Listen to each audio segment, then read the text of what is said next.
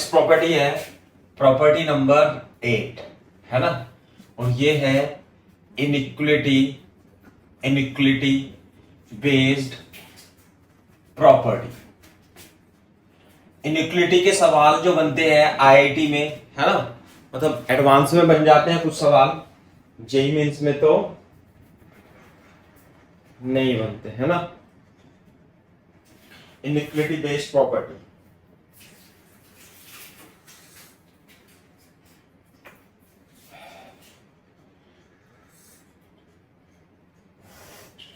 देखो सिंपल सा है। इंटीग्रेशन एक प्रॉपर्टी है, इसमें इंटीग्रेशन तो एरिया होता है ना। जैसे कि मान लेते हैं हमारे पास ये कोई फंक्शन है gx और ये कोई फंक्शन है fx, दो फंक्शन है, एक तो y gx और एक fx। यदि मैं इसके बारे में सोचूं x equal to a to x equal to h, है ना, b ऐसे मान लेते हैं। यदि मैं सोचूं तो ध्यान से देखो, तो अगर जो मैं ये करूंगा कि ये जो एरिया है ना भाई, fx क्या है, fx is always greater than and equal to लगा देते हैं। यदि fx gx के ग्रेटर देन और इक्वल टू है ऐसे करके, तो according to this property integration भी क्या होगा उसका, इंटीग्रेशन का मतलब होता है एरिया, कहां से कहां तक, a से b तक। यदि आप इसका इंटीग्रेशन करते हो gx का, कहां से कहां तक, a से b तक, तो ये इनइक्वलिटी भी वैलिड है ना। ऐसे लिख देंगे if fx is greater then gx, तो क्या होगा, fx से gx तक का एरिया भी क्या हो जाएगा, ग्रेटर ही होगा। क्लियर है क्या बात।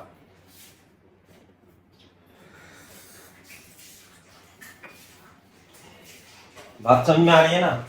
ये क्या होगा, ये होगा इंटीग्रेशन a से b gx dx, ये तो है एरिया, है ना। और ये वाला सारा एरिया यहां से लेके यहां तक, इसे इसे इसे पूरा एरिया जो आएगा वो आएगा fx dx। तो ये वाला अगर जो fx बड़ा है gx से, तो उसका इंटीग्रेशन भी बड़ा ही होगा a से b के लिए, limit a to b।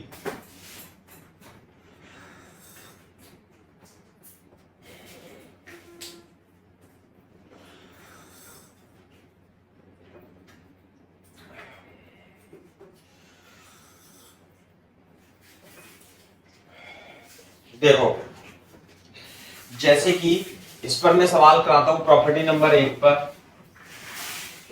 Example है if I1 is equal to 0 to 1 1 plus x square d x and I2 is equal to कितना है भाई, 0 to 1 dx अपॉन x, है ना।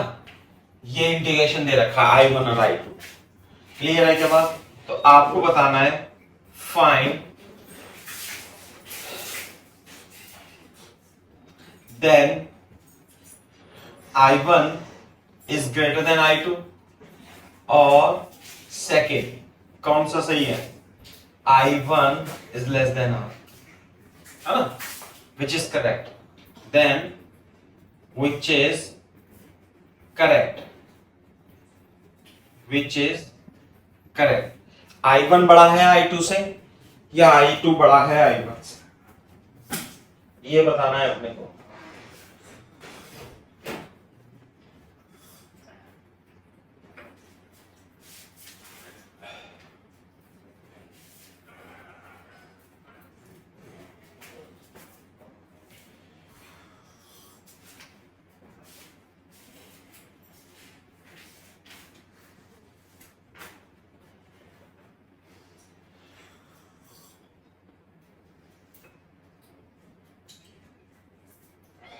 हाँ भाई बता देना जरा मेरे को।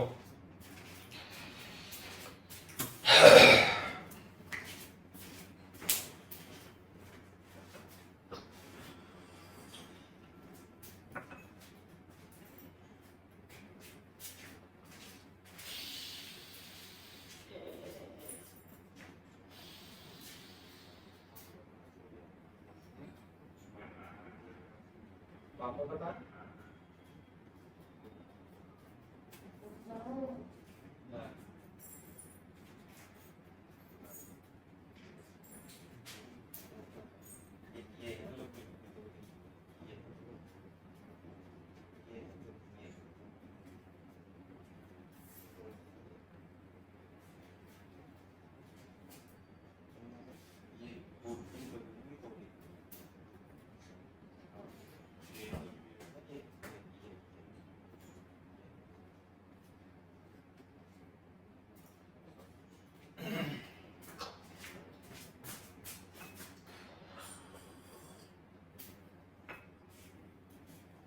हाँ भाई, देखो कैसे करेंगे इसे। ये इंटीग्रेशन है, ये I1 है, ये I2 है। आपको इनइक्वालिटी बेस्ड प्रॉपर्टी में इस चीज का, आपको ये जो प्रॉपर्टी है ना, if fx is greater then gx, तो उसका इंटीग्रेशन भी बड़ा होगा, इसका यूज करना है। ठीक है भाई, कैसे करेंगे वो मैं बताता हूं आपको। जैसे यहां पे देखो, ये जो फंक्शन है ये 1/1 प्लस रूट एक्स स्क्वायर और 1/x है ना।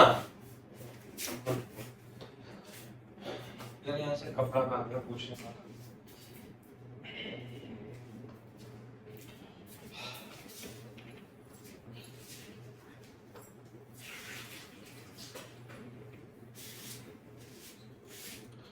देखो भाई,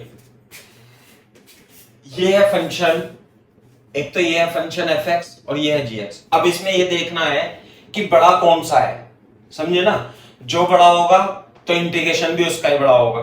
तो ध्यान से देखो, तो सबसे पहले मैं लिखूंगा 1/x² is greater then x²। Clear है के बाद, x की वैल्यू कहां है, 0 से 1 है, तो 1 प्लस x² ग्रेटर देन होगा x² के, है ना। ये तो हमेशा ट्रू है। तो यदि मैं इसका इनवर्स कर दूं, है ना, रेसिप्रोकल कर दूं, तो 1/x² लेस देन होगा 1/x² के। क्लियर है क्या बात। अब अगर जो मैं स्क्वायर रूट ले लूं दोनों का स्क्वायर रूट ले लूं, तो ये बन जाएगा, यानी कि 1/x² is less than 1/x, ये हो जाएगा ना। अब 1/x लेस देन है तो क्या करेंगे, बताया था ना, जैसे अरे fx is less then gx होता है, तो उसका इंटीग्रेशन भी a से b fx dx is less than a to b integration of gx dx ही लिखेंगे। क्लियर है क्या बात भी।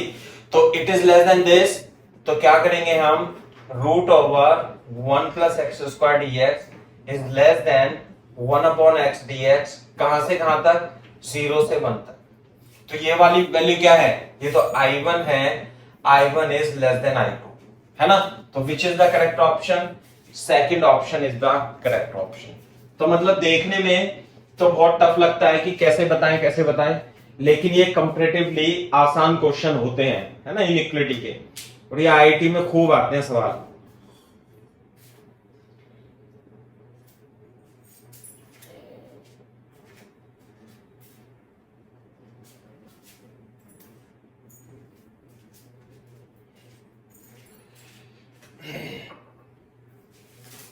कॉपी कर लो।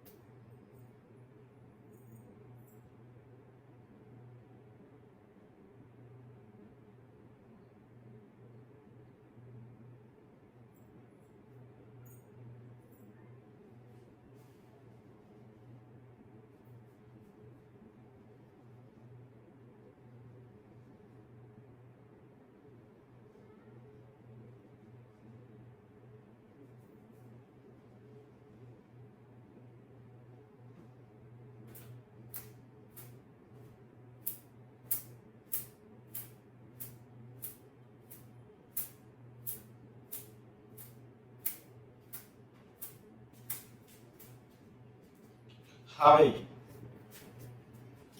बताओ जल्दी तेजी से।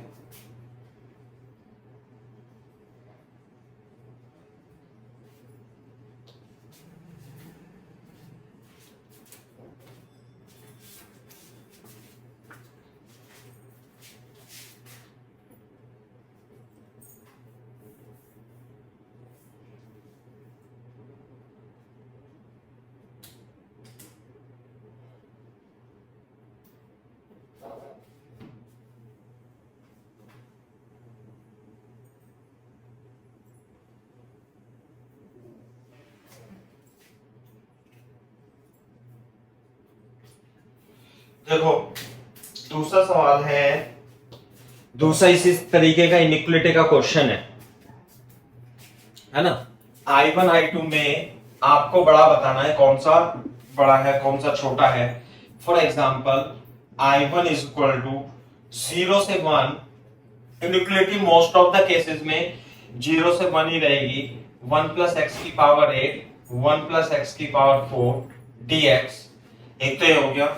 एंड I2 की जो वैल्यू है वो है 0 से 1, 1 प्लस एक्स की पावर 9, x की power 3 into dx। You have to find whether कौन सा करेक्ट है, I1 is greater than I2 और I1 is less then I2। Clear है क्या बात। और ध्यान रखना फॉर ऑल ऐसे लिखेंगे x belongs to 0 to 1। x की वैल्यू क्या है 0 से 1 है।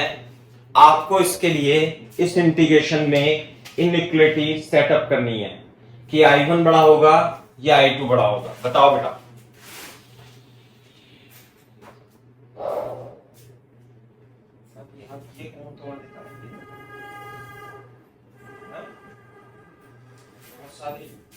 ये जो पहले है ना, ये जो कई बार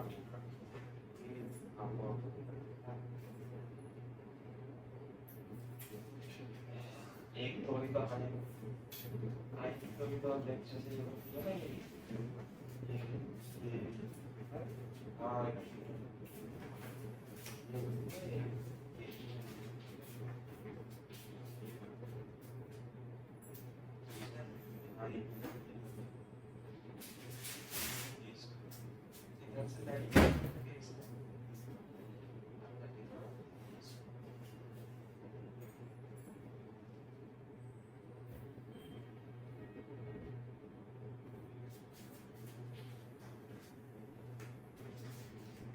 यार ये मूवी।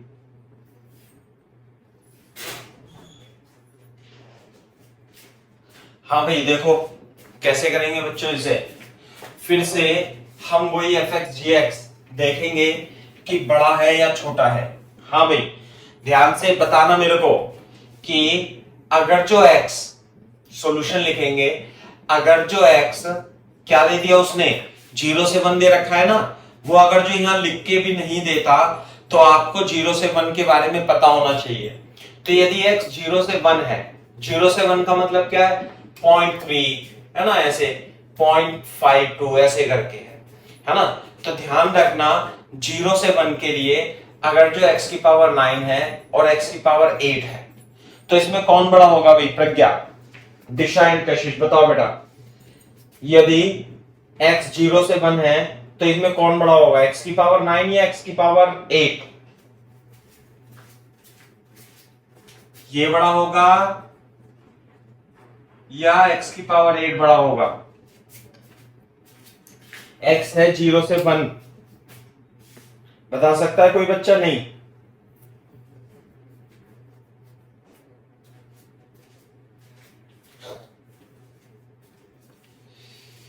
पता। देखो इधर आप तो इसमें गुणा भी करके देख लो ना। अरे अगर जो x में इसे नहीं पूछता तो ये पूछता x और x स्क्वायर में कौन बड़ा है। x मान लिया 0.3 है और x स्क्वायर कितना हो गया 0.3 का स्क्वायर, तो 0.3 और ये कितना है 0.09। तो कौन बड़ा हुआ, x ही बड़ा हुआ। आगे बात समझ में। यदि 0 से 1 है x तो 0 से 1 है तो x की पावर 9 से बड़ा होगा x की पावर 8। क्लियर है क्या बात। ये मैं बता दूं आपको बात। तो यहाँ पे तो क्या है 1 प्लस एक्स की पावर 9 और 1 प्लस एक्स की, अब 1 1 जोड़ देंगे दोनों तरफ तो कोई फर्क नहीं पड़ रहा। क्लियर है बात। इसी तरीके से आप x की पावर 4 और x की पावर 3 में कौन बड़ा है, x की पावर 3। क्लियर है के बात। तो अगर जो मैं दोनों ओर जोड़ दूं 1 1 तो 1 प्लस एक्स की पावर 3 हो जाएगा। क्लियर है बात। अब देखो एक इनइक्वलिटी ये है और एक इनइक्वलिटी ये है, तो दोनों में लेस देन का साइन है, तो दोनों की यदि मल्टीप्लाई कर दूं कोई दिक्कत थोड़ा ना है, बिल्कुल भी नहीं है। दोनों की मल्टीप्लाई कर देंगे तो 1 प्लस एक्स की power 4 this is less then 1 plus x की पावर 8 इंटू 1 प्लस एक्स की पावर 3, ये हो जाएगा। सही है बात। ये बताओ बेटा प्रज्ञा, दिशा एंड कशिश आपको साफ दिखाई दे रहा है, सुनाई दे रहा है, कोई दिक्कत तो नहीं है?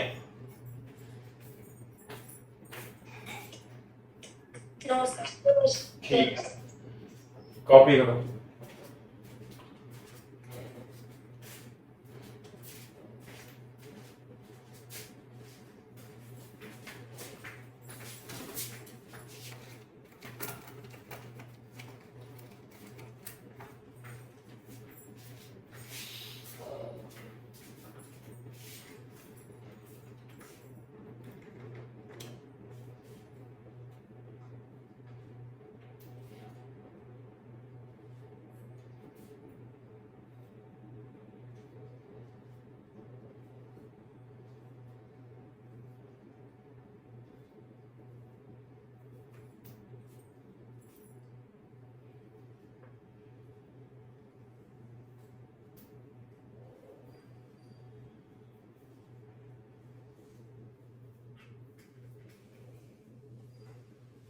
ठीक है भाई।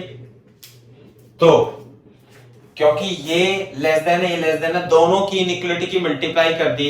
अब यहां पे लाना है 1 प्लस एक्स की पावर 8 अपॉन 1 प्लस एक्स की पावर 4। इसे इसके नीचे ले जाऊंगा, इसे इसके नीचे ले जाऊंगा, तो 1 प्लस एक्स की पावर 9 और एक्स की power 3 is less then 1 upon x की पावर 8 अपॉन 1 प्लस एक्स की पावर 4। बन गया ना, बन गया ये।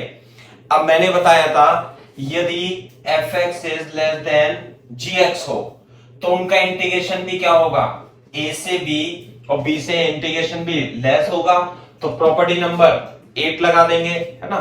तो क्या लिख दूंगा भाई, 0 से 1 x की power 9 1 plus x 3 dx is less than 0 to 1 plus x की पावर 8 x की पावर 4 इंटू dx। ये क्या था हमारा I2 is less then I1, which is correct, this is correct. I2 ऐसे करना है इनइक्वालिटी के क्वेश्चन से, समझ में आई बात नहीं?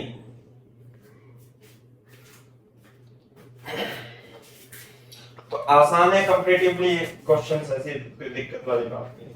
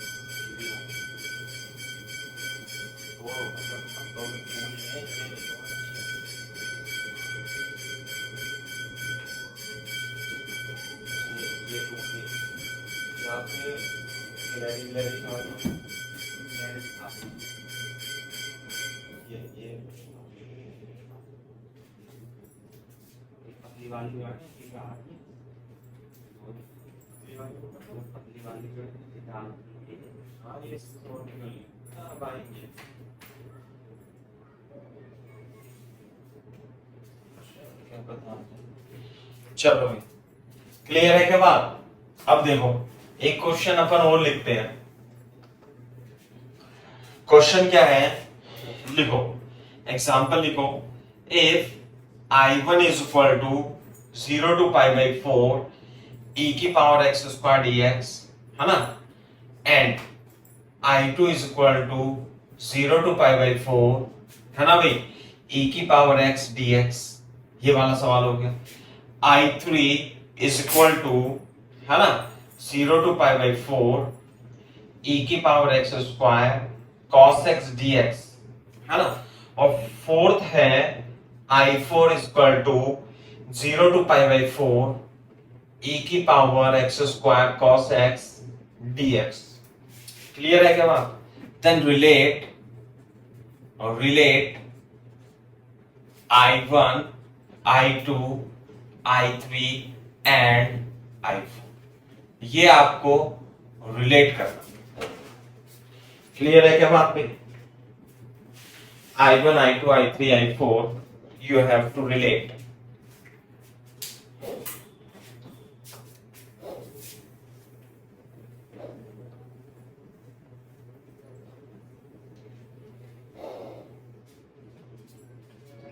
कैसे करेंगे देखो,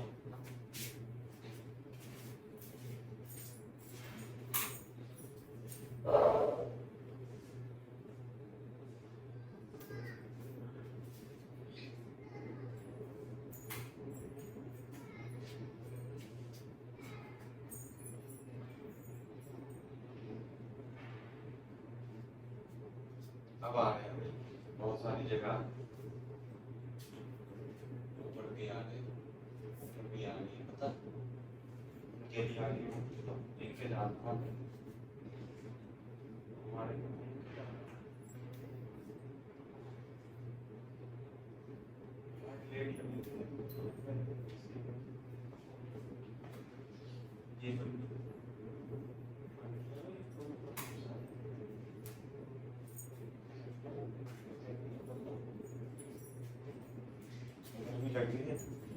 देखो भाई कैसे करेंगे हम, कॉपी कर लो। I1, I2, I3 में इनइक्वालिटी सेटअप करनी है अपने को, तो सिंपल है, बहुत ही आसान है। देखो x की वैल्यू उसने दी नहीं है, लेकिन आपको ये x की वैल्यू होती है, x कहां से कहां तक है, x is belong to 0 to pi by 4। 0 to pi by 4 का मतलब होता है 3.14 अपॉन 4, तो लेस देन 1 होता है। तो यानी कि x जो है वो x जो है that is x is less then 1। इसका मतलब ये है x की जो वैल्यू है वो लेस देन 1 है, बस आप इतना ध्यान रखना। तो उसके हिसाब से हम क्वेश्चन कर लेंगे। जैसे कि बोलो x और x स्क्वायर और x आ रहा है, यहाँ पे यहाँ x स्क्वायर cos x और cos x आ रहा है। तो सबसे पहले आप मेरे को ये बताओ कि x स्क्वायर में और x में कौन बड़ा होगा भाई, x स्क्वायर बड़ा होगा या x बड़ा होगा? दिशा बताओ बेटा। x बड़ा होगा, बिल्कुल सही बात है। x is greater then x square, ये तो बात सही है। लेकिन ये x स्क्वायर तो है नहीं, यह है एक्सपोनेंशियल फंक्शन e की पावर x जो है y बराबर e की पावर x, ये होता है इंक्रीजिंग फंक्शन। कैसा फंक्शन होता है? Increasing function. इसलिए यदि हम इंक्रीजिंग फंक्शन को इसके ऊपर बैठा दें तो ये भी इनइक्वालिटी सेम ही रहेगी, इसमें भी कोई आपत्ति नहीं होनी चाहिए। इंक्रीजिंग फंक्शन है ना, अगर जो मान लिया डिक्रीजिंग फंक्शन होता तो इनइक्वालिटी चेंज हो जाती। अभी तो इंक्रीजिंग फंक्शन है, तो ये क्या होगा, जैसे है ना y बराबर e की पावर x, अरे देखो y बराबर e की पावर x है, तो यदि आप जैसे जैसे 1 रखोगे 2 रखोगे तो y ऐसे रखो, 2 रखोगे 3 रखोगे तो कौन सा बड़ा होगा, e की पावर 2 या e की पावर 3? ऑब्वियसली e की पावर 3 बड़ा होगा। जो वैल्यू ज्यादा है उसी की वैल्यू ज्यादा होगी, यानी x यदि ज्यादा है तो e की पावर x ज्यादा होगा, x स्क्वायर कम है तो e की पावर x स्क्वायर कम होगा। ये बात है। तो इनइक्वालिटी सेम रहती है यदि इंक्रीजिंग फंक्शन हो। यदि डिक्रीजिंग फंक्शन होता तो इनइक्वालिटी क्या होती, पलट जाती। जैसे कि बोर्ड पे देखो एक बात, यदि ये y बराबर माइनस एक्स होता तो माइनस एक्स क्या होता है, डिक्रीजिंग फंक्शन होता है। तो यदि x square is less then x है तो e की power minus x square inequality पलट जाती और इस तरीके से हो जाती। आगे क्या बात समझ में? तो since it is increasing function इसलिए e की power x square is less then e की पावर x, ऐसे लिख देंगे सीन e की power x is increasing function. Inequality same रहती है, ये मैंने मोनोटोनिसिटी में भी पढ़ाया था, प्रक्रिया है ना भाई ये। तो ध्यान से देखो, पहली इनइक्वालिटी तो I1 I2 में बन जाएगी। अब प्रॉपर्टी नंबर कौन सी है, प्रॉपर्टी का नाम नहीं पता, नंबर प्रॉपर्टी नंबर 8 लगा देंगे। क्या कर देंगे, 0 से पाई बाई 4 e की power x square dx is less than 0 to pi by 4 e की पावर x dx। इसका मतलब I1 is less then I2 हम लिख सकते हैं। कॉपी कर लो यहां तक, है ना। तो दो में तो हो गई है, इंक्रीजिंग और डिक्रीजिंग। कॉपी कर लो यहां तक। I1 I2 में तो सेटअप हो गया। अब मैं आपको I3 I4 में भी बताता हूं। सर अभी बताना मत प्लीज। हाँ ठीक है, कॉपी करो तेजी से।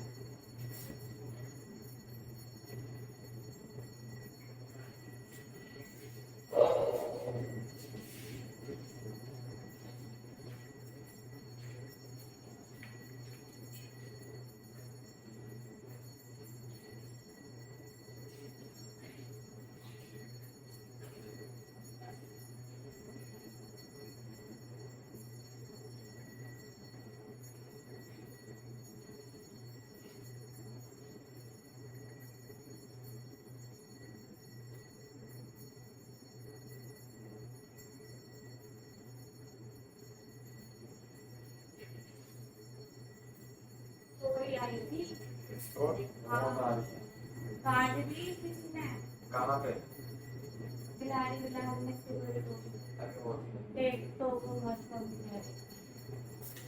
खिलाड़ी खा गया तो ऐसा लगता है।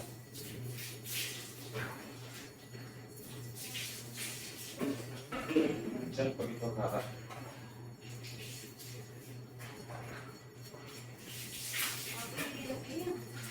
खूब सारी आपने एक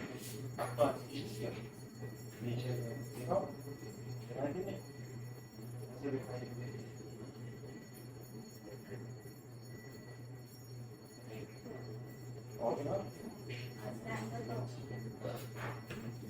यदि जीने पे को चढ़ रही है ऐसे।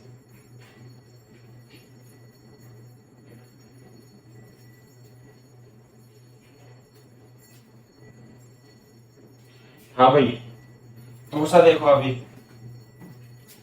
अब तो ये इसमें रिलेशन सेटअप करते हैं। अरे मैंने थोड़ा सा गलत लिख दिया, cos x कहां से आ गया, दोनों में cos x नहीं है, ये तो दोनों सेम ही बन गया ना। अरे यहाँ पे sin x है, ये I3 I4 अलग अलग है, cos x और sin x। हाँ भाई अब देखो इसके नीचे आप यहां से लिख लेना चाहे, है ना।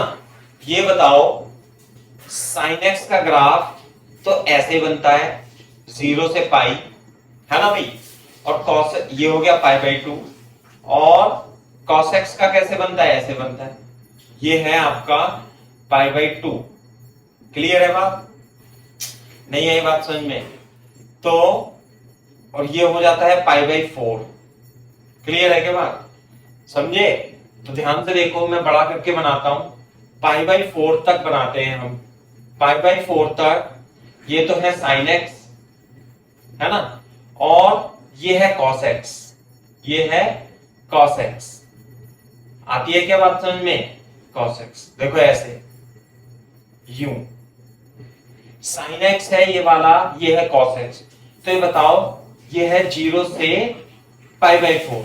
0 से पाई बाई 4 कौन बड़ा होता है, sin x बड़ा है या cos x बड़ा है? cos x बड़ा है।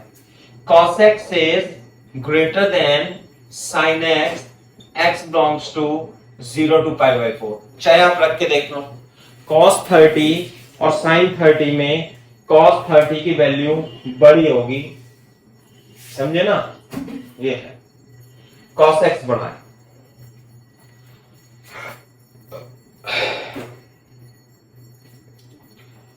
cos x बड़ा है, cos x sin x में cos x sin x बड़ा है। अब ध्यान से देखो, क्या मैं दोनों तरफ e की पावर x स्क्वायर और e की पावर x स्क्वायर से मल्टीप्लाई कर दूं? हाँ कर सकते हैं। लो, अब तो कोई दिक्कत वाली बात ही नहीं है। तो प्रॉपर्टी नंबर 8 लगा सकते हैं? हाँ लगा सकते हैं। कैसे? e की power x square cos x dx is greater then 0 to π/4, 0 to π/4 e की power x square sin x dx। cos x क्या है? I3 is greater then I4, है ना? ये रिलेशन हो गया। I3 is greater then I4।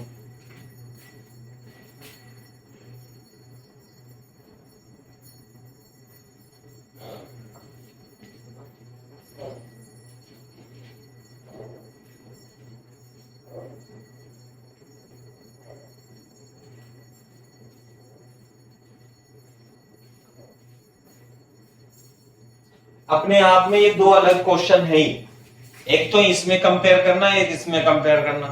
ये दो क्वेश्चन है ही सही। अभी इन दोनों में भी कंपेयर करके दिखाएंगे अपन। कॉपी करो।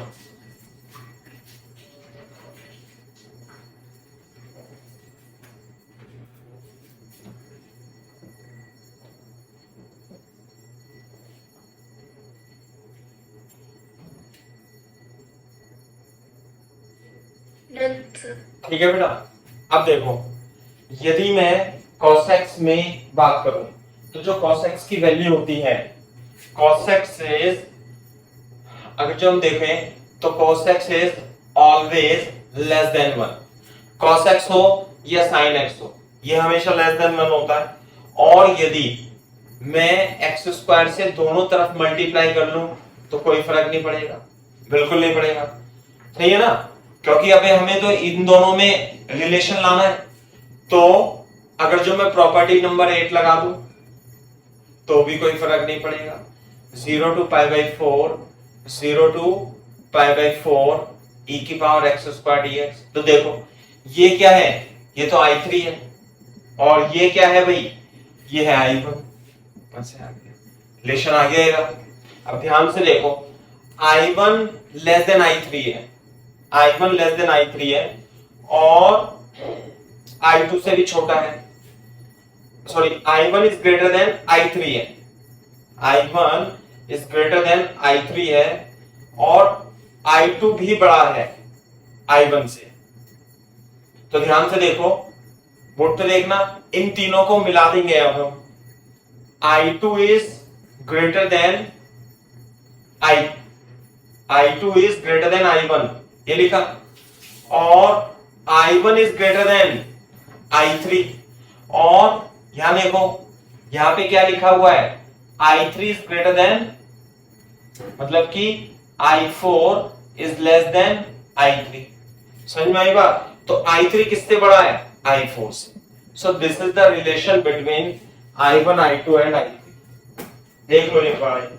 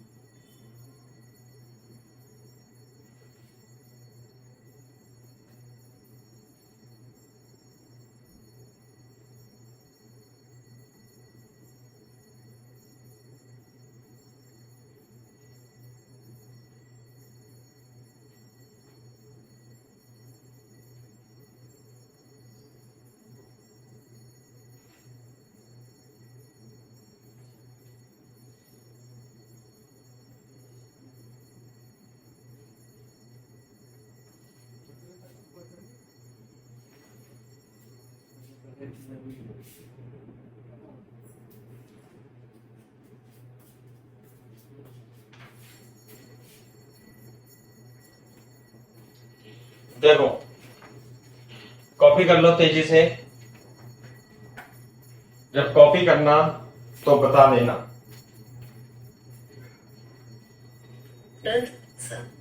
ठीक है बेटा, देखो ये है प्रॉपर्टी नंबर 8। प्रॉपर्टी नंबर 9 अब हम पढ़ते हैं।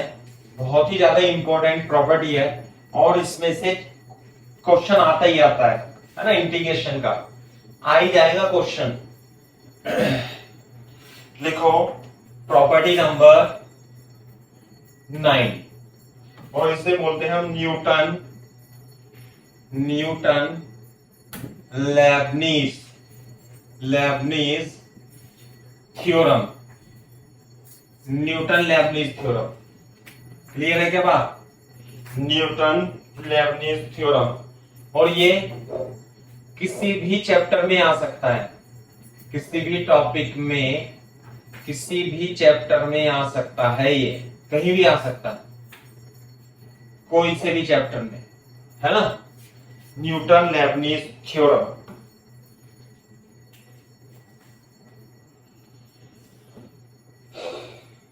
देखो है क्या कि अगर जो मान लिया ये है, अगर जो ऐसे लिखा है इंटीग्रेशन लिखा हुआ है किसी का ft से dt, सही है बात। और उसकी जो लिमिट है वो वेरिएबल है। वेरिएबल का मतलब यहां तो फाई एक्स है और यहां मान लेते हैं साई एक्स, ऐसे करके। क्लियर है क्या बात? ये तो जब लिमिट वेरी दी हो, है ना, when limits are variable function of variable x, ध्यान से देख लो, फंक्शन ऑफ वेरिएबल x। एक बार लिख लेना, फिर मैं आपको क्वेश्चन कराऊंगा तो समझ में आ जाएगा। यदि लिमिट जो है वो वेरिएबल का फंक्शन है, यानी यहां पे fx है, देन अकॉर्डिंग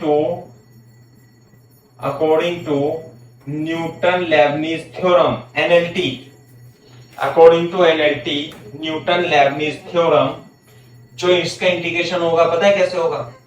पहले यहां t की जगह, ये है t की जगह क्या रखेंगे? साई एक्स, ऐसे f साई एक्स रख देंगे और मल्टीप्लाई में साई एक्स का डिफरेंशिएशन कर देंगे। क्लियर है क्या बात? माइनस लगा करके इस t के अंदर क्या रखेंगे भाई? इस t के अंदर फाई एक्स रखेंगे और मल्टीप्लाई में फाई एक्स का डिफरेंशिएशन कर देंगे। तो इस फॉर्मूले को यूज करके आप इस इंटीग्रेशन को सॉल्व कर सकते हो, जिसमें जो लिमिट है, upper limit lower limit variable हो। सवाल करेंगे तो समझ में आएगा। सही बात थी।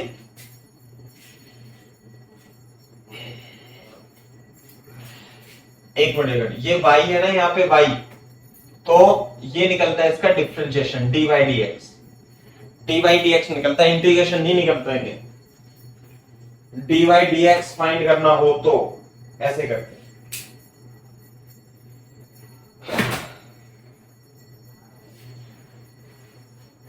dy dx निकलता है बेटा इससे, यह है y, देन dy dx इतना होता है।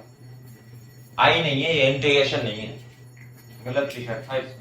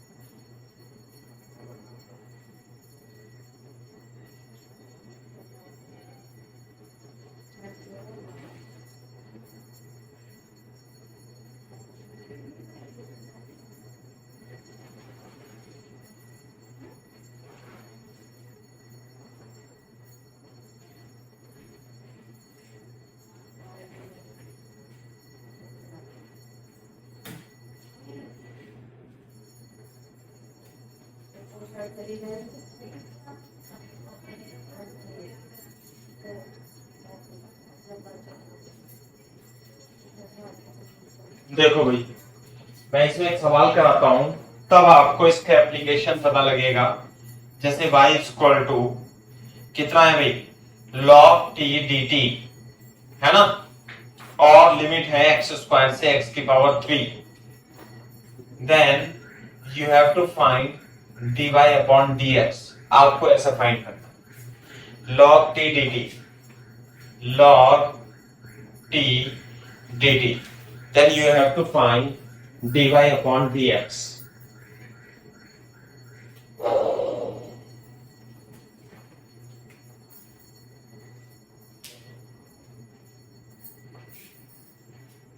कैसे करेंगे ये देखो।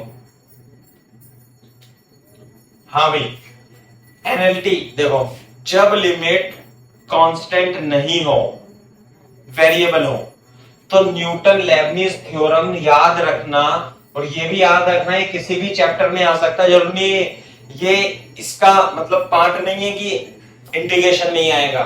ये तो कहीं भी कोई भी फंक्शन मिल जाएगा और आपसे पूछेगा dy अपॉन dx निकालो। तो dy अपॉन dx कैसे करेंगे भाई, सबसे पहले इसमें t की जगह क्या रख देंगे, x क्यूब, ये रखा ना, phi x। उसके बाद इसका डिफरेंशिएशन कर देंगे 3x स्क्वायर, माइनस लगा करके t की जगह क्या रखेंगे, x स्क्वायर। क्लियर है क्या बात। दूसरी बात फिर क्या कर देंगे, इसका डिफरेंशिएशन। आंसर आ गया 3x square log x cube minus 2x log x square. थोड़ा सिंप्लीफाई कर लो तो आंसर आ जाएगा। दिस इज आंसर, बस दैट्स इट। इससे ज्यादा इसमें कुछ है नहीं खास, लेकिन यदि नहीं पता होगा तो नहीं कर पाओगे।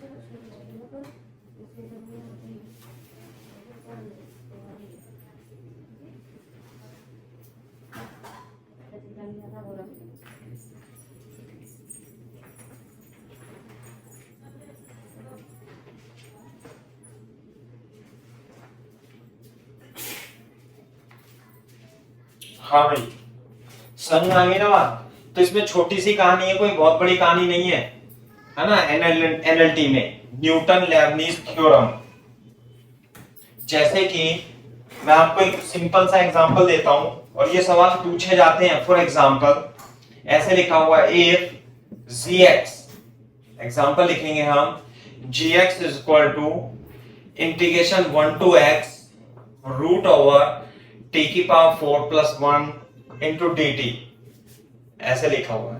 Then find g dash x, ये अपने को फाइंड करना है। g डैश x अपने को फाइंड करना है। तो देखो कैसे करेंगे, एनएलटी लगा देंगे।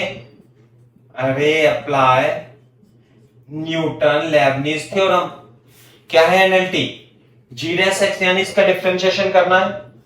तो g डैश x जो होगा, पहले तो इसमें क्या रखेंगे हम, x रख देते हैं x, फिर x का जो लिमिट है उसका डिफरेंशिएशन कितना आएगा, 1, फिर माइनस लगा के यहां पे रखेंगे हम 1। नहीं आई बात समझ में। यदि कांस्टेंट भी है, लेकिन कांस्टेंट का डिफरेंशिएशन कितना आएगा, 0, तो ये तो क्वांटिटी 0 हो जाएगी। तो आंसर क्या आएगा, x की power 4 plus 1 g dash x। ये है आंसर। इस तरीके से आप इसे कर सकते हो। करो भाई तेजी से कॉपी।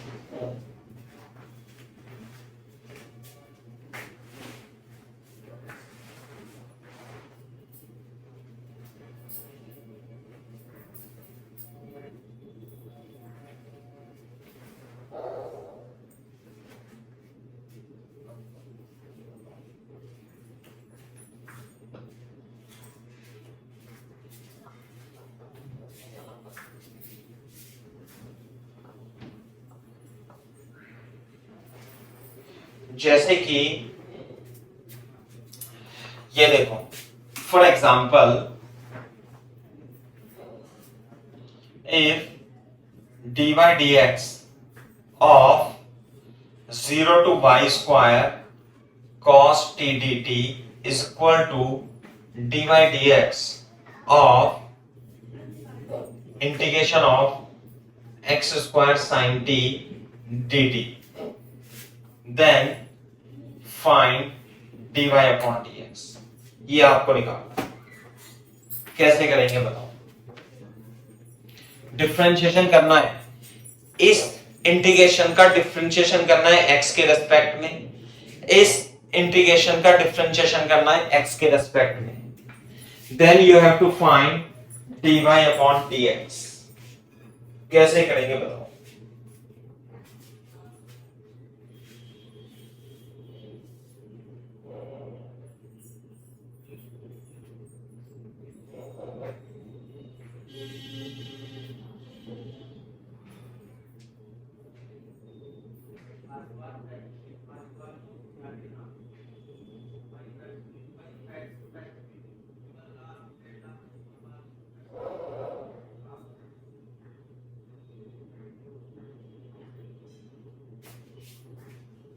हाँ भाई, डिफरेंशिएट करेंगे। देखो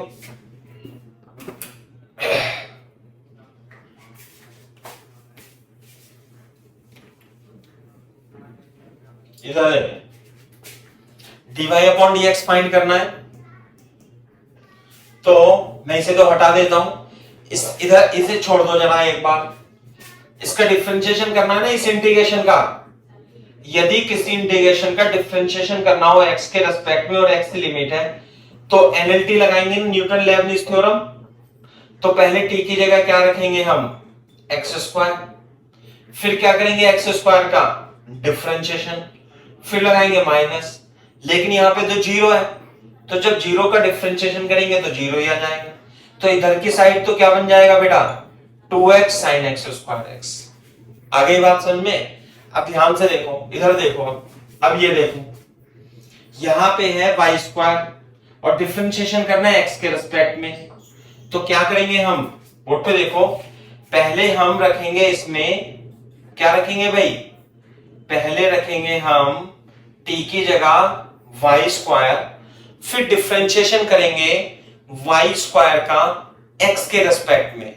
तो कितना डिफरेंशिएशन आएगा y स्क्वायर का, अरे y स्क्वायर का x के रेस्पेक्ट में डिफरेंशिएशन आता है 2y dy अपॉन dx। आ गई बात समझ में। तो पहले रखेंगे t की जगह y स्क्वायर, लेकिन यहां विद रेस्पेक्ट टू x है, तो y स्क्वायर का डिफरेंशिएशन जो होगा वो 2y dy अपॉन dx होगा। माइनस लगा करके जब आप इसे रखोगे, जीरो का डिफरेंशिएशन जीरो आ जाएगा। आ गई बात समझ में। तो ये कितना जाएगा, ये 2y dy upon dx cos y square is equal to this. तो 2 से तो 2 कट जाएगा, तो dy अपॉन dx कितना जाएगा भाई, x sin x square upon y cos y square, ये आ जाएगा dy अपॉन dx। बात समझ में आती है नहीं, ये है सवाल।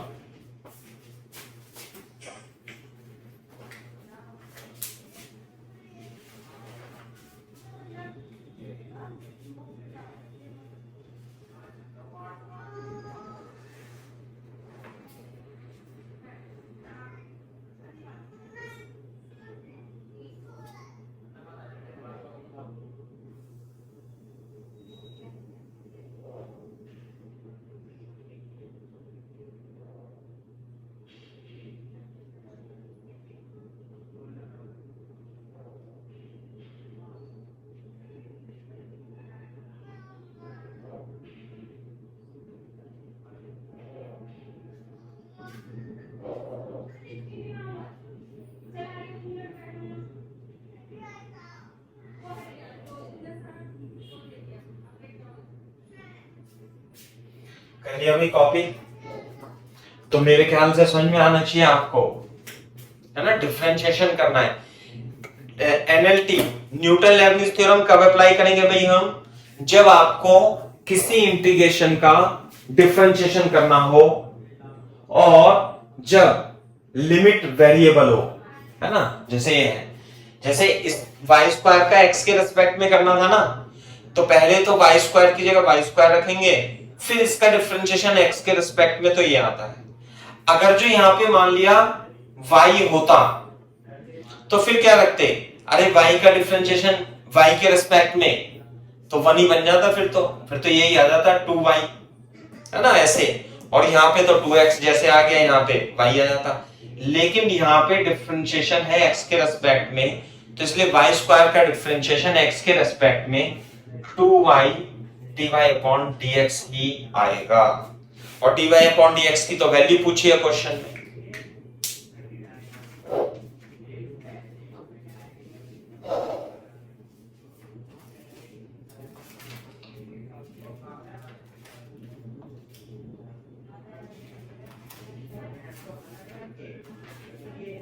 देखो फॉर एग्जाम्पल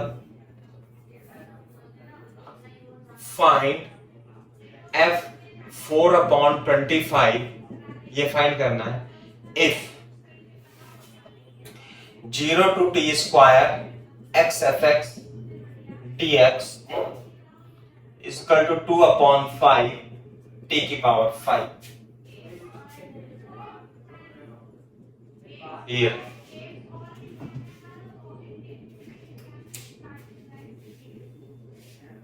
साफ कर दूं भाई? कॉपी कर लिया प्रज्ञा?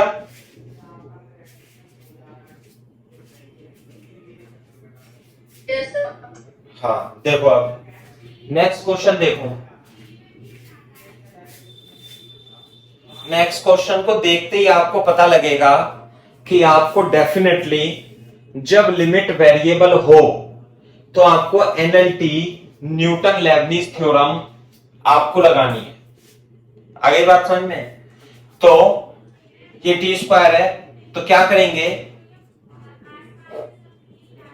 Differentiate with respect to t both side तो करना ही पड़ेगा। चल लिखो मत लिखो, इस पूरे एक्सप्रेशन को टी के रिस्पेक्ट में डिफरेंशिएट करना पड़ेगा। तो 2 अपॉन 5 टी की पावर 5 का डिफरेंशिएशन टी के रिस्पेक्ट में with differentiate with respect to t के रिस्पेक्ट में करना है। तो 2 अपॉन 5 टी की पावर 4 हो जाएगा। क्लियर है क्या बात? अब इसे टी की रिस्पेक्ट में डिफरेंशिएट करेंगे तो जहां जहां x है वहां टी स्क्वायर रख देंगे। बोलो, मल्टीप्लाई करके टी स्क्वायर का डिफरेंशिएशन 2t आ जाएगा। माइनस लगा के 0 जब रखेंगे तो पहली बात तो 0 ही हो गया, दूसरा 0 का डिफरेंशिएशन या कोई भी कांस्टेंट हो उसका डिफरेंशिएशन कितना आएगा? 0। तो यहां से आपको ये बन जाएगा 2t की पावर 3 ft, ये आएगा 2t की पावर 4। तो बेटा ft कितना आ गया? ft आ जाएगा t। Very good, ft is equal to t आ गया। एक मिनट थोड़ा सा गलत हो गया, ये t स्क्वायर है ना भाई, ये आ जाएगा f t square is equal to t। ये रिलेशन आ गया। हमें वैल्यू निकालनी है 4 अपॉन 5 की, तो t की जगह 2 अपॉन 5 रख दूंगा, तो f 4 अपॉन 25 की वैल्यू 2 अपॉन 5 आ जाएगी। आ गई क्या बात समझ में?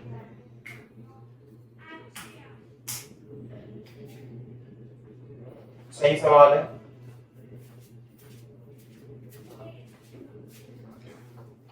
एनएलटी है ना, अप्लाई एनएलटी ऐसे लिख देंगे। एनएलटी लो बोले या कुछ भी बोले, डिफरेंशिएशन ऐसे ही होता है। इंटीग्रेशन का यदि इसका डिफरेंशिएशन करना है तो यही मेथड है, इसे न्यूटन लेबनिज थ्योरम भी कहते हैं। और प्रॉपर्टी नंबर तो कुछ कोई भी बोल सकते हो आप। मैंने 9 लिख ली, किसी किताब में दूसरी प्रॉपर्टी नंबर लिख सकता है वो, है ना। और हो भी सकता है कि प्रॉपर्टी के रूप में ना दिया हो, तो न्यूटन लेबनिज थ्योरम है। आपको यही याद रखना है कि इसका डिफरेंशिएशन इस प्रकार से होता है।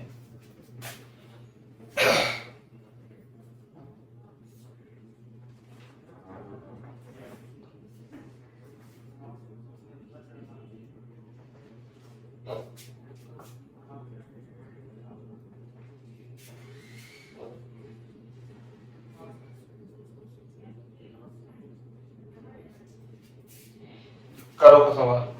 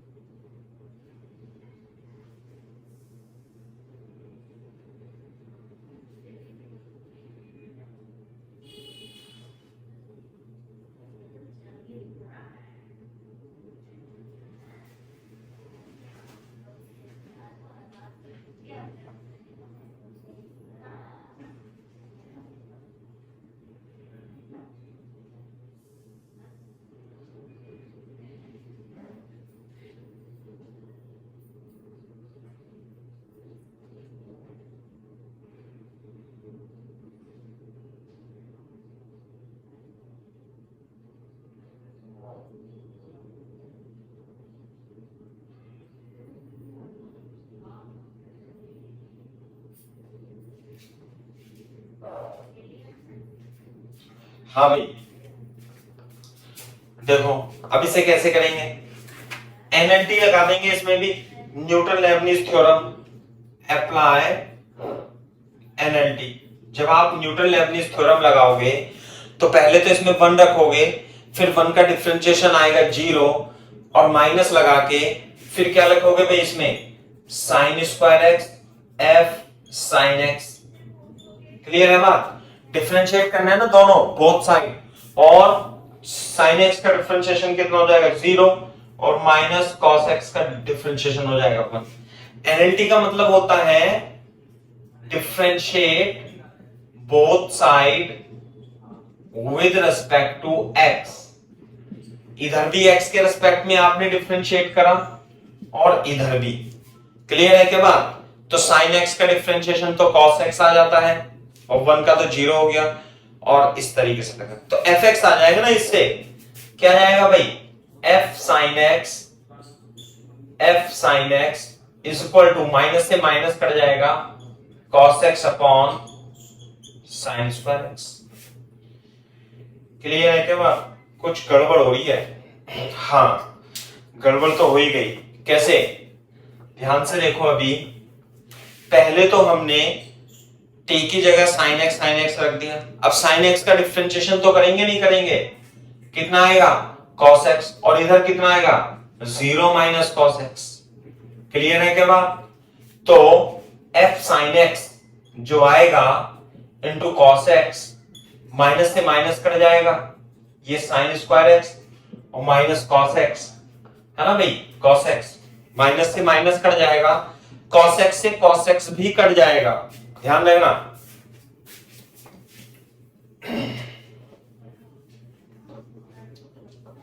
कॉस एक्स से कॉस एक्स भी कट जाएगा, तो एफ साइन एक्स जो आएगा वो 1 अपॉन साइन स्क्वायर एक्स आएगा। तो साइन एक्स को क्या मान लेंगे टी, है ना, टी मान लो, और क्या है इसमें, साइन एक्स को यदि आप टी मान लोगे तो साइन टी 1 अपॉन टी, है ना, put sine x is equal to t. हाँ भाई किसकी वैल्यू निकालनी है 1 अपॉन रूट 3 की, तो 1 अपॉन रूट 3 लिख देंगे तो रूट 3 आ जाएगा, एफ 1 अपॉन रूट 3 की वैल्यू कितनी आ गई 1 अपॉन रूट 3 की वैल्यू रूट 3 आ जाती है, और क्या है।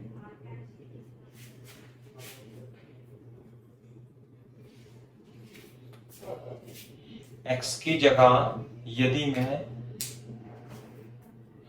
कुछ भी रखूं, साइन एक्स 1/√3,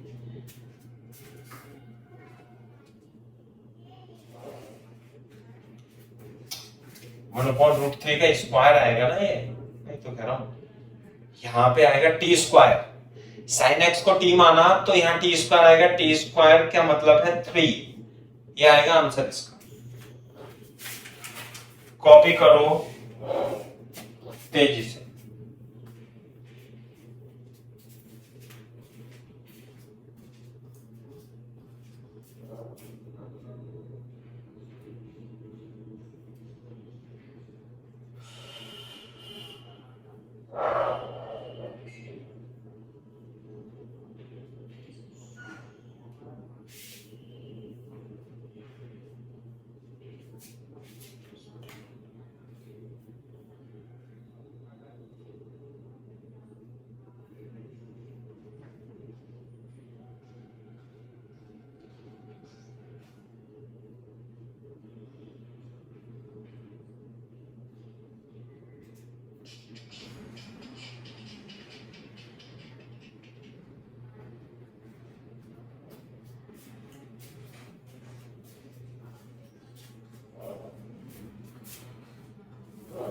हाँ भाई, क्वेश्चन लिखते हैं दूसरा, इंपॉर्टेंट क्वेश्चन है ना, इंपॉर्टेंट। फॉर एग्जाम्पल आपको वैल्यू निकालनी है 0 to sign square x, clear है क्या बात भाई, sine inverse √t dt plus 0 to cos square x, cos inverse √t dt।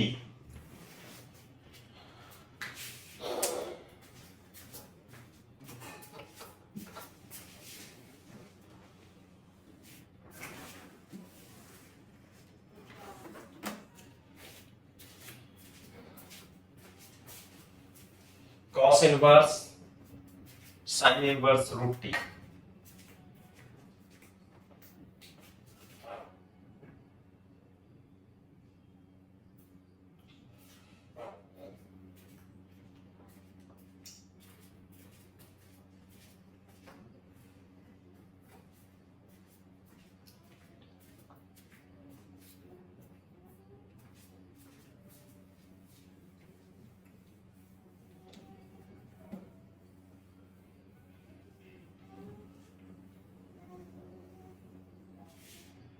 सही है भाई बात।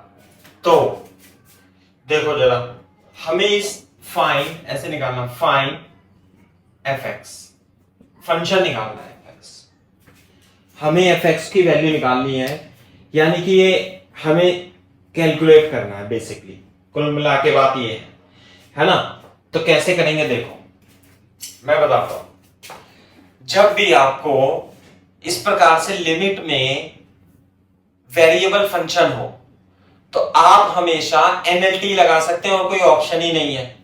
एनएलटी का मतलब होता है यदि एफ एक्स है तो आप एफ डैश एक्स की वैल्यू निकाल लो, apply NLT, Newton Leibniz theorem. Apply NLT का मतलब क्या है, differentiate both side, differentiate both side with respect to X. तो ये तो बन जाएगा एफ डैश एक्स।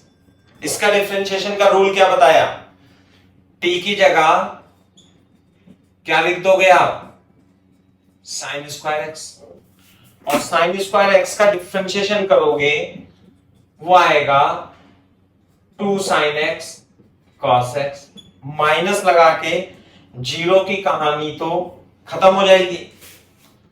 इसी तरीके से इसमें जब आप करोगे, पहले तो t की जगह cos स्क्वायर एक्स रखोगे, फिर cos स्क्वायर एक्स का differentiation 2 cos x minus sine x, फिर माइनस लगा के 0 रख दोगे। आ गई क्या बात समझ में?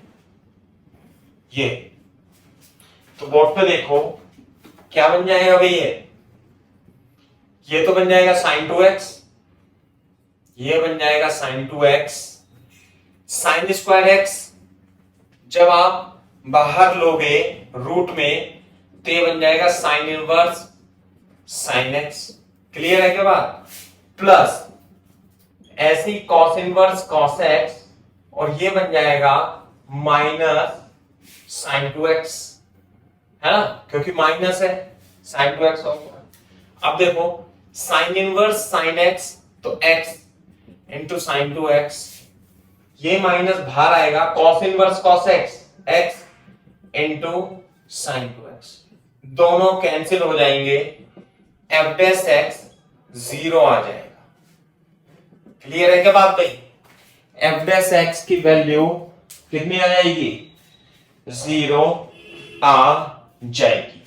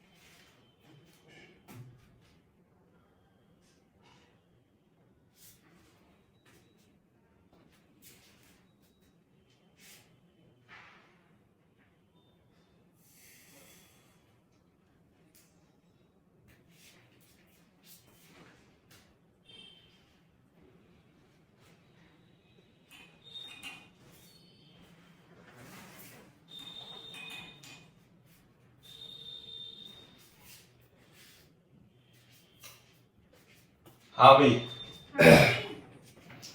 अब ये बताओ, जब कॉपी कर लेना तो बोल देना डन सर। Done sir. ठीक है, अब बोर्ड पे देखो, यदि किसी फंक्शन का डिफरेंशिएशन 0 हो तो उसका मतलब क्या होता है? कौन से फंक्शन का डिफरेंशिएशन 0 आता है? कोई बता सकता है बच्चा? fx क्या होना चाहिए कि डिफरेंशिएशन 0 आए? प्रज्ञा? कांस्टेंट। Constant, very good. तो यानी कि ये जो फंक्शन है ये कुल मिलाकर के ये क्या रहा होगा? कांस्टेंट रहा होगा, इसलिए fx क्या है? कांस्टेंट है। Constant for all values of x, किसी भी वैल्यू की x के लिए ये कांस्टेंट रहा होगा, इसलिए मैं x is equal to pi by 4 रख देता हूं। क्यों? क्योंकि साइन x और कॉस x उसमें क्या होंगे? बराबर होंगे। Pi by 4 sine pi by 4 कितना होता है भाई? 1 बाई रूट 2। यह x रखेंगे तो उस कांस्टेंट की हम किसी मतलब x की किसी भी वैल्यू के लिए हमेशा कांस्टेंट रहेगा, तो मैं x बराबर पाई बाई 4 रख देता हूं। तो यानी कि f पाई बाई 4 0 टू, जब आप यहां पाई बाई 4 रखोगे तो 1 बाय रूट 2, 1 बाय रूट 2 का स्क्वायर क्या आएगा? 1 by 2 sine inverse root t d t. इसी प्रकार से जब आप cos x की वैल्यू रखोगे तो 1 by 2 root t d t रहेगा। तो लिमिट दोनों की सेम हो गई, तो एक साथ लिख लें इसे, तो sine inverse t plus cos inverse root t d t लिख सकते हैं। और sine inverse x plus cos inverse x कितना होता है भाई? बता सकते हो कोई? ध्यान रखना, sign inverse x plus pi by 2 ये होता है पाई बाई 2, तो ये आ जाएगा पाई by 2 dt। Pi by 2 common ले लेंगे और इंटीग्रेशन 1 बाय 2 dt, तो आ जाएगा पाई बाई 2 और t का इंटीग्रेशन 0 से 1 by 2, pi by 2 1 by 2 minus 0, तो pi upon 4 is the f pi by 4, है ना। और क्योंकि ये कांस्टेंट है, ये केवल x की पाई बाई 4 के वैल्यू के लिए नहीं, ये x की प्रत्येक वैल्यू के लिए वैलिड है। तो इसका मतलब जो fx है वो कांस्टेंट फंक्शन होगा और वो किसके बराबर होगा? पाई बाई 4 के। तो इसलिए इस इंटीग्रेशन की, इस टोटल फंक्शन की, इसकी वैल्यू कितनी आ गई? This is pi by 4। ऐसे करना।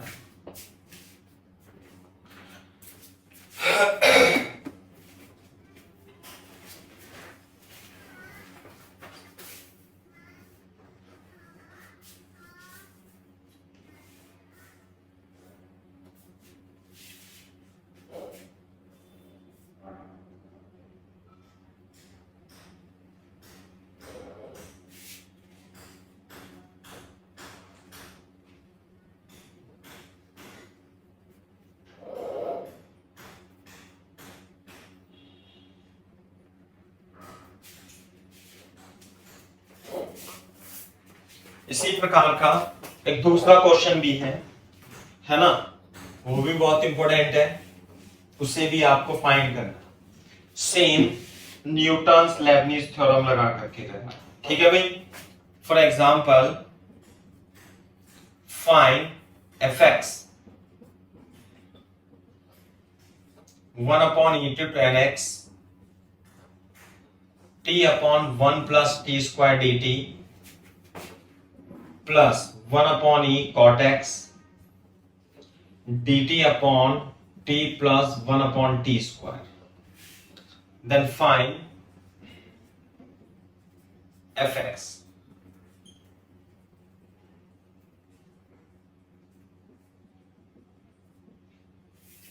fx की वैल्यू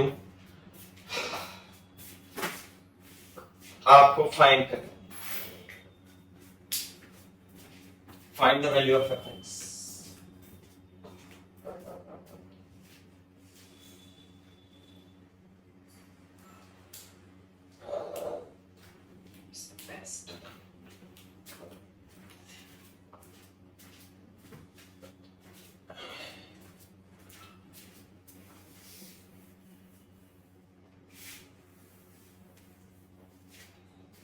करेंगे कैसे, देखते ही पता लग जाएगा कि जब लिमिट, ऐसे सवाल केवल न्यूटन लेबनीज थ्योरम से ही होते हैं कि यहां 10x लिखा हो। अब और ये बता रहा हूं मैं आपको, ये उन क्वेश्चन से भी आसान है जो आपने पिछले लेक्चर्स में अटेंड किया है, बहुत ही आसान है उससे भी। सिंपल, आपको देखते ही पता लग जाएगा कि इसमें एलएलटी लगानी है और डिफरेंशिएट करना है, बस differentiate both side with respect to x, ये आ जाएगा f dash x। हाँ भाई, इसका डिफरेंशिएशन करेंगे तो 10 t की जगह क्या रख देंगे, 10x स्क्वायर, और 10x का डिफरेंशिएशन कितना होता है, sec स्क्वायर x। माइनस लगाएंगे जब 1 अपॉन e रखेंगे इसमें, और 1 अपॉन e का डिफरेंशिएशन तो 0 हो जाएगा। इसी प्रकार से इसमें पहले क्या रखेंगे, सब जगह cot x cot square x, और cot x का डिफरेंशिएशन क्या होता है, minus cos x square x, और फिर 1 अपॉन e रखेंगे तो 0 आ जाएगा। उसे तो हम लिखते ही नहीं है से करके। क्लियर है क्या बात?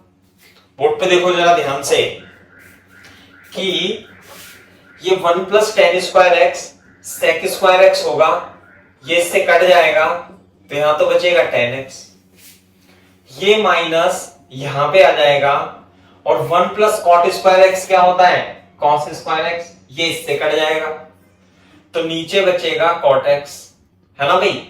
और ये ध्यान दो, ये क्या हो जाएगा 10x minus 10x 1 upon cot x, तो f डैश x फिर से क्या आ गया, अरे 0, यानी कि f डैश x फिर से 0 आ गया, इसलिए fx क्या होगा, कांस्टेंट फॉर, ऐसे लिखते हैं, for all values of x belongs to real number, अरे छोड़ो ऐसे, फॉर x की सभी वैल्यू के लिए, कोई से भी वैल्यू के लिए fx क्या होगा, कांस्टेंट होगा।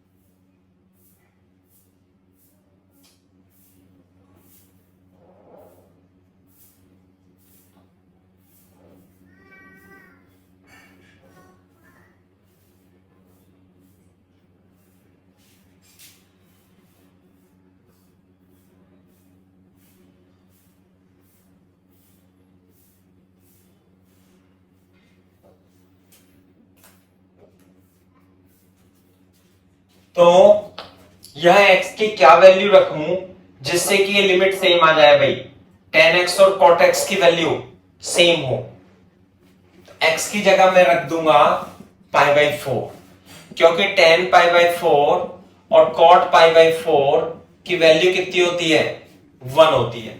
इसलिए f π/4 यदि मैं रखता हूं तो 1/e 1 t/1 + t² dt plus 1/e से 1 dt/t 1 + t² हो जाएगा। थोड़ा लिमिट दोनों की क्योंकि सेम है तो फंक्शन को हम जोड़ देंगे और t plus 1/t² 1/t 1 + t² dt हम लिख सकते हैं। क्लियर है कि बात नहीं? 1/e से 1 और t 1 + t² कॉमन लेके तो t² + 1 बचेगा, है ना भाई? एलसीएम ले लेंगे, सॉल्व कर लेंगे तो t ये कट जाएगा तो 1/e से 1 और 1/t dt बचेगा। 1/t का इंटीग्रेशन कितना होता है, ln t, लिमिट रखेंगे 1/e से 1 के बीच में। क्लियर है क्या बात?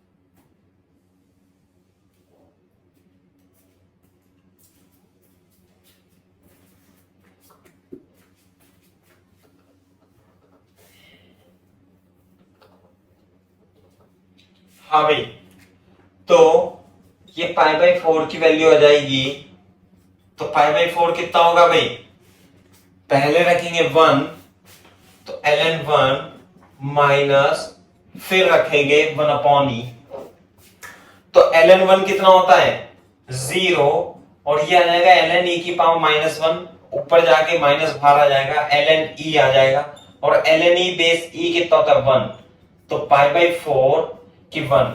तो fx तो कांस्टेंट फंक्शन था, π/4 के लिए 1 आ रहा है तो इसका मतलब ये होगा कि fx सभी के लिए 1 होगा। तो इसकी जो वैल्यू होगी वो कितनी रही होगी, ये 1 रही होगी। आ गई बात समझ में? तो इस तरीके से सॉल्व